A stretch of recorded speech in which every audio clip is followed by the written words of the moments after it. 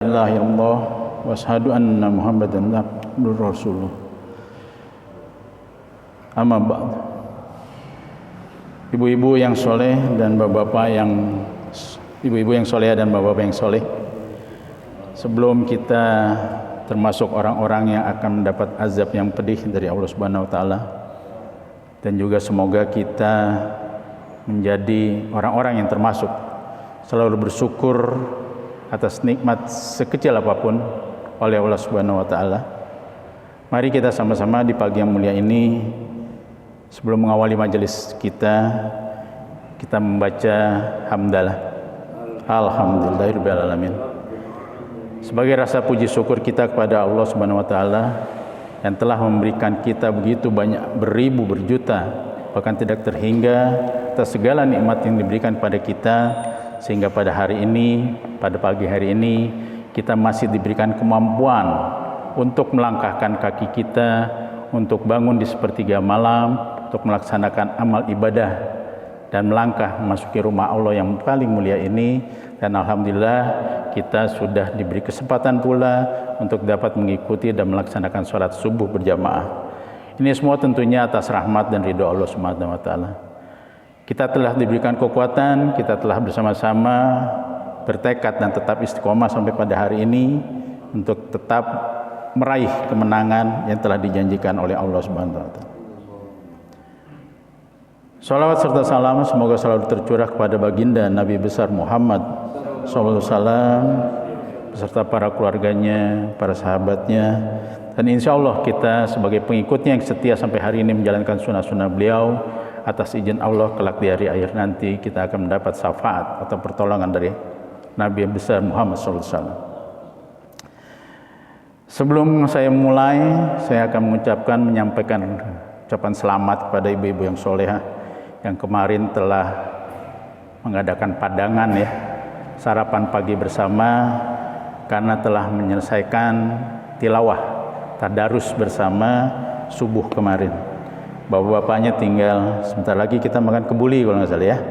Kalau nggak salah tinggal 2 jus lagi bukan? Iya. Kalah 2 putaran nih sama ibu-ibu. Untuk tilawah bukan soal kalah atau menang, tapi kita harus tetap istiqomah. Tapi kita dalam kehidupan kita harus mencari motivator.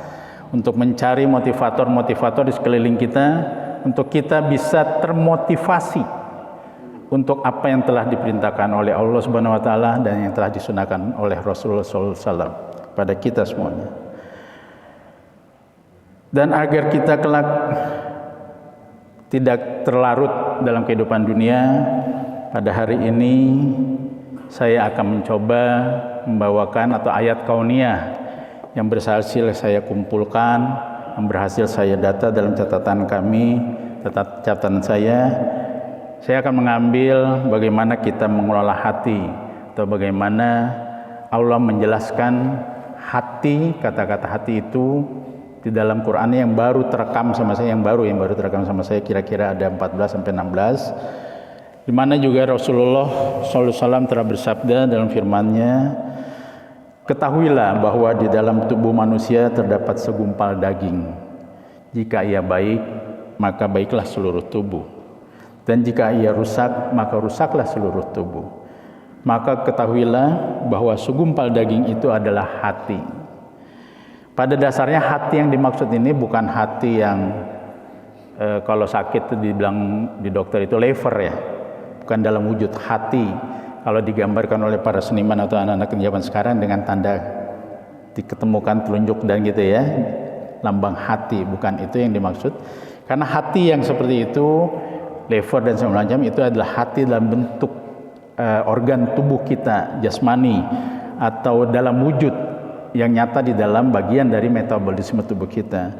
Tapi yang saya pahami, hati yang dimaksud dalam hadis Rasulullah tadi yang saya bacakan itu adalah kolbu, di mana kolbu itu adalah wilayah ruh atau jiwa atau rohani kita, yang bentuknya memang abstrak.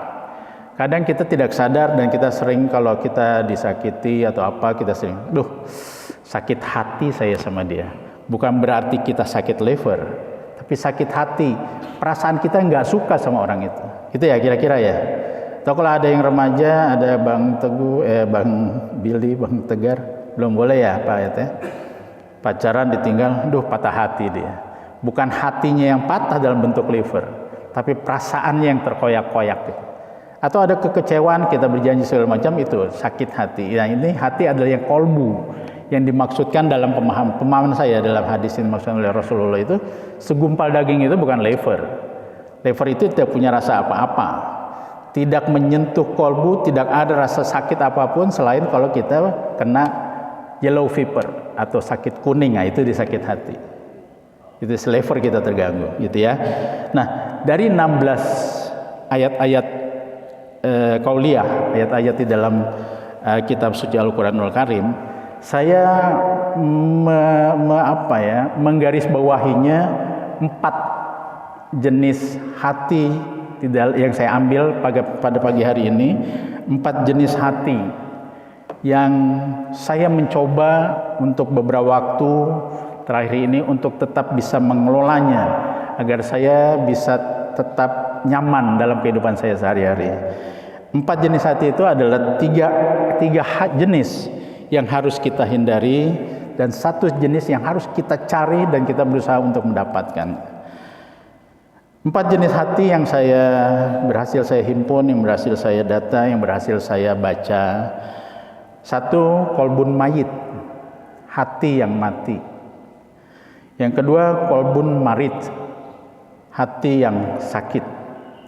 Yang ketiga, kolbun koswah, hati yang keras. Yang keempat, kolbun salim, hati yang sehat atau selamat. Allah Subhanahu wa taala telah berfirman di dalam Kitabul Karim dalam surat kedua ayat 6 dan 7. Auzubillahi minasyaitonirrajim. Bismillahirrahmanirrahim. Innal ladzina kafaru sawaun 'alaihim a'anzartahum am lam tunzirhum la yu'minun. Ayat ini sudah kita sering dengar dan saya sering kalau Pak Haji Hamid jadi imam, saya senang banget kalau beliau membawakan ayat itu. Ayat 6 dan 7. Sesungguhnya orang-orang kafir, terjemahan ayat 6 ya, sama saja bagi mereka kamu beri peringatan atau tidak kamu beri peringatan, mereka tidak juga akan beriman. Ayat ini diturunkan untuk pada zaman Rasulullah dulu, ini untuk Abu Lahab, Abu Jahal dan abu-abu yang lainnya. Kalau sekarang ada abu-abu juga ya, yang zolim terhadap agama, cuma saya nggak sebutkan di sini. Atau hati yang mati ini dia lebih berbahaya daripada hewan, karena dia menolak segala kebenaran yang diturunkan, yang diperintahkan oleh Allah Subhanahu wa taala dan disunahkan oleh Rasulullah SAW. Contohnya sholat nggak perlu ya, padahal itu jelas-jelas diperintahkan. Dan yang membedakan orang kita dan orang-orang kafir itu adalah sholat. Banyak di antara kita, bukan kita ya, di luar sana yang tidak melaksanakan sholat. Azan berkumandang tetap saja kongko-kongko, tetap saja memegang HP dan segala macam. Bahkan cenderung untuk kasar, cenderung untuk mengabaikan rasa kemanusiaan. Yang kita dengar saat ini yang baku tembak itu kira-kira mungkin contoh hati yang mati. Nggak ada rasa apapun, membunuh sesama itu tidak ada rasa apapun. Padahal di dalam kita paham sekali bahwa membunuh satu nyawa sama dengan membunuh jutaan manusia, menghabiskan generasi satu manusia. Ini dalam arti kias tentunya ya. Nah ini mungkin saya pahami, oh ini kali ya yang hati yang mati. Dia akan sadis gitu seperti binatang. Pada saat membunuh dipretelin itu, dimutilasi itu. Nah ini hati yang mati, nggak ada rasa apa-apa, tidak ada rasa kemanusiaan. Kan kalau nggak ada rasa kemanusiaan, hilang rasa kemanusiaannya, berarti sama dengan rasa hawan yang lebih dominan dalam dirinya. Kolbun mayit ini dikenal dengan hati yang mati. Bagi orang yang memiliki hati seperti ini, nggak kenal baik dan buruk. Semuanya baik menurut dia. Nggak ada yang buruk menurut dia. Nggak peduli orang mau ngomong apa, lingkungannya mau ngomong apa, nggak peduli. Mau apa aja nggak peduli. Jangankan lingkungan, istrinya ngomong juga nggak peduli, anak-anaknya juga nggak peduli. Kira-kira seperti itu.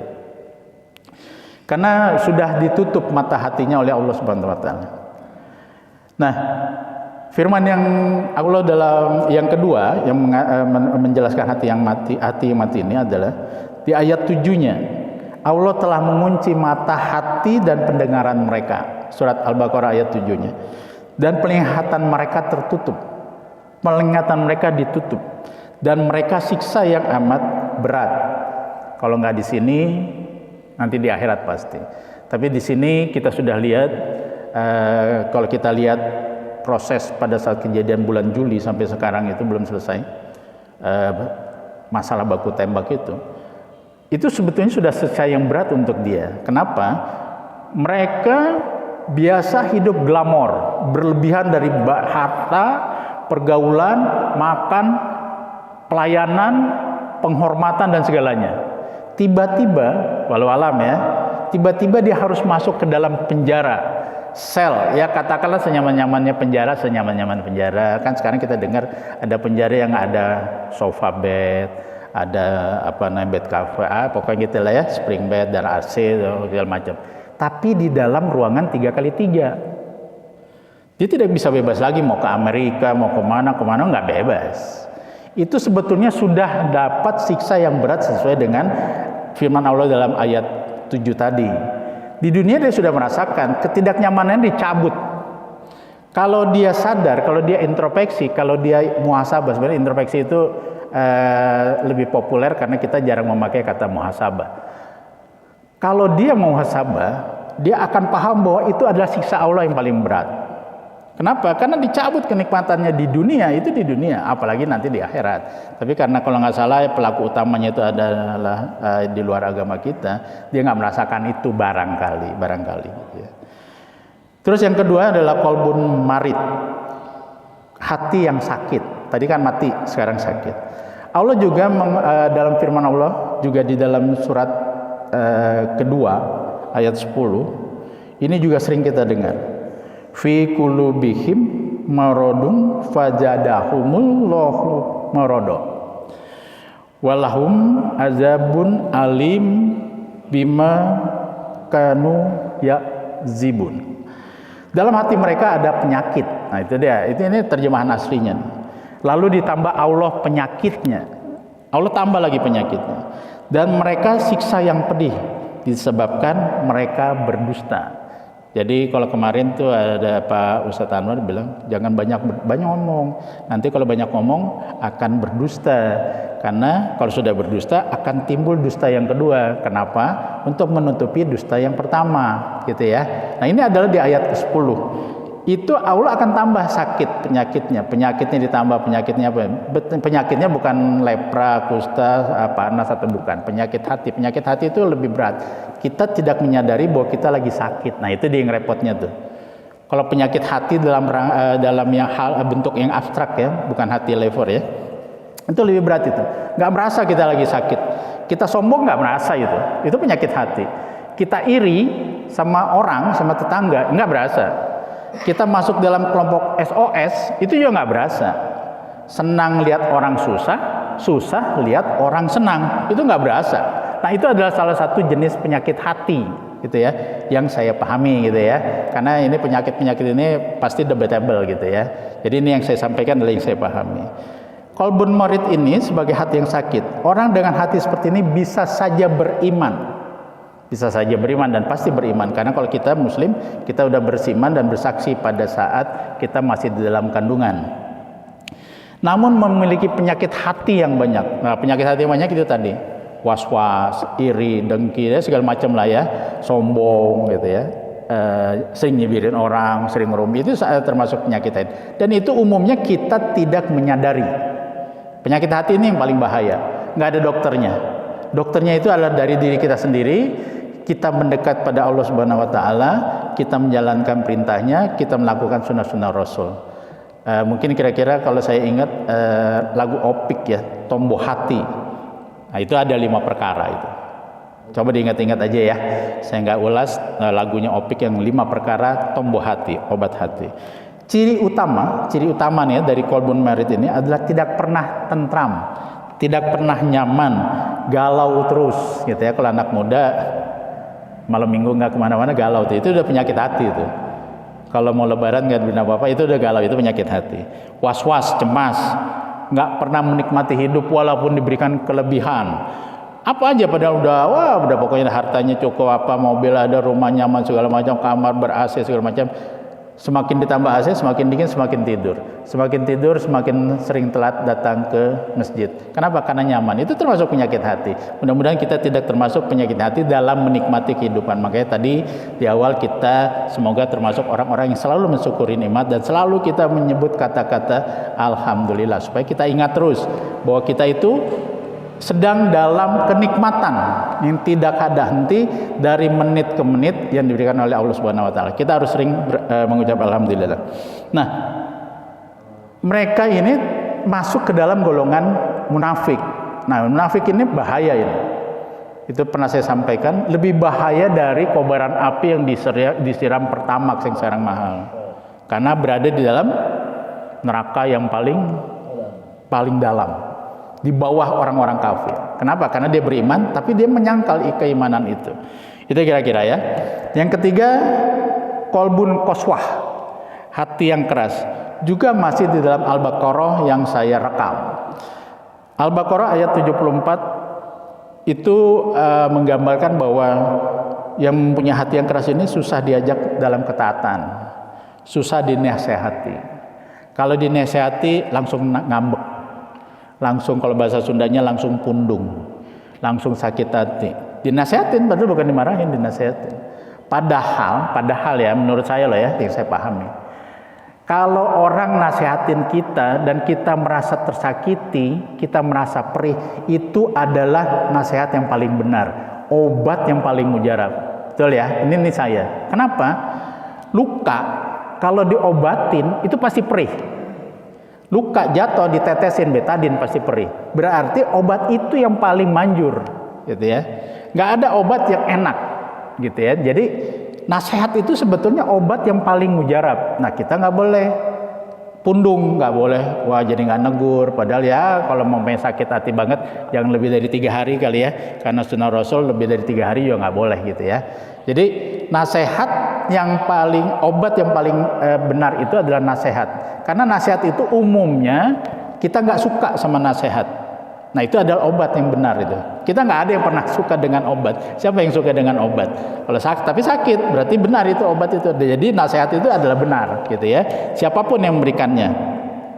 Karena hati yang keras ini termasuk orang-orang yang ubud dunia. Firman Allah dalam surat kedua ayat 74, saya bacakan artinya. Kemudian setelah itu hatimu menjadi keras seperti batu, bahkan lebih keras lagi. Padahal di antara batu-batu itu sungguh ada air yang mengalir, sungai-sungai daripadanya. Dan di antaranya sungguh ada yang terbelah, lalu keluarlah mata air daripadanya. Dan di antaranya sungguh ada yang meluncur jatuh karena takut kepada Allah. Dan Allah sekali-kali tidak lengah dari apa yang kamu kerjakan. Jadi sekecil apapun dicatat itu semua. Surat apa itu? Faman ya'mal misqala dzarratin khairayara wa may ya'mal misqala dzarratin syarrayara. Saya lupa nama suratnya kalau lagi. Surat apa ya? Al-Zalzalah ya, betul. Ya, jadi walaupun keras batu itu ada air yang mengalir, ada mata air di dalam batu itu. Jadi kesimpulannya kalau saya pahami saya mengambil karena saya mengambil ini sebagai obat hati saya, bahwa kita walaupun keras gitu ya, ini keras nih ya, kategorinya tadi yang mati udah lewat, yang sakit udah lewat, sekarang yang keras. Di dalam kekerasan batu itu ada kebaikan yang bisa diberikan kalau kita memanfaatkan batu itu, kita memanfaatkan kekerasan itu, ada kebaikan yang bisa diberikan. Mata air itu adalah kebaikan yang bisa memberikan kehidupan pada seluruh alam dunia ini gitu ya. Nah, itu adalah salah satu hati yang keras. Yang terakhir Itu kan 3 yang harus kita hindari. Saya berusaha sekali setelah saya pahami, setelah ini saya berusaha sekali untuk menghindarinya. Walau alam bisawab, apakah sampai saat ini saya berhasil atau tidak, saya tidak tahu. Yang menilai tentunya bapak-bapak dan rekan-rekan saya, keluarga saya semuanya. Tapi saya usahakan saya harus menghindari 3 ini. Hati yang mati, hati yang sakit, hati yang keras. Mudah-mudahan kita juga semua, bapak-bapak di sini dan ibu-ibu semuanya dan anak-anakku semuanya bisa menghindari 3 itu. Di lain seberapa belas tadi yang saya sampaikan. Kalau saya sampaikan semua nggak kelar sampai zuhur nanti soalnya. Yang keempat itu adalah qalbun salim.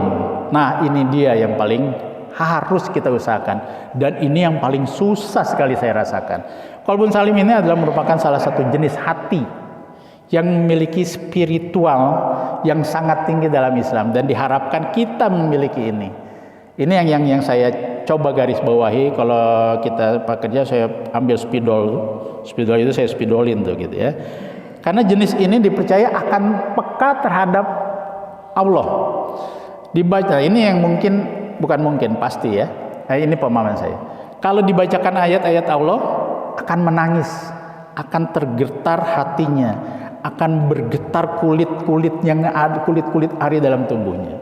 Ini adalah qalbun salim karena dia sudah memahami apa-apa yang diperintahkan oleh Allah, apa-apa yang ada di dalam Kitabul Karim, apa-apa yang telah disampaikan oleh Rasulullah SAW. Nah, di dalam qalbun salim ini ada 3 yang harus kita usahakan juga. Jadi qalbun salim ini yang saya baca dari beberapa literatur segala macam, dari tafsir jalan lain ya, di sana ada tafsirnya. Nah, ini ada keuntungannya di grup. Bapak-bapak nanti kalau mau bergabung di grup tilawah silakan, karena habis tilawah itu biasanya dibacakan terjemahan dan 5 ayat terakhir yang dibaca terjemahan dan tafsirnya. Nah, dari bacaan-bacaan inilah saya merekam dan saya masukkan ke dalam catatan-catatan yang menjadikan yang harus saya usahakan gitu ya. Nah, yang pertama dalam qalbun salim ini adalah hati yang selamat dari syirik gitu ya. Syirik pada Allah. Apalagi kalau yang udah umroh, yang sudah naik haji, itu ada talbiyahnya, labaik Allahumma labaik, labaik la syarika laka labaik. Kami datang ya Allah, dan kami tidak mendoakanmu ya Allah. Kami jauhkan hal yang syirik. Itu janji kita untuk orang-orang yang sudah berhaji dan sudah umroh. Nggak haji tapi udah umroh, jaga itu talbiyahnya. Kalau kita lupa talbiyah terus. Talbiyah itu nggak mesti kita lagi umroh, nggak mesti kita lagi dalam berhaji. Talbiyah itu akan coba dipahami, labaik la syarika laka labaik, tidak musyriki, segala puji bagi Allah dan engkau lah yang memberi pembalasan gitu ya. Qalbun salim itu adalah syirik. Yang kedua, qalbun salim juga berarti bersih dari penyakit-penyakit hati.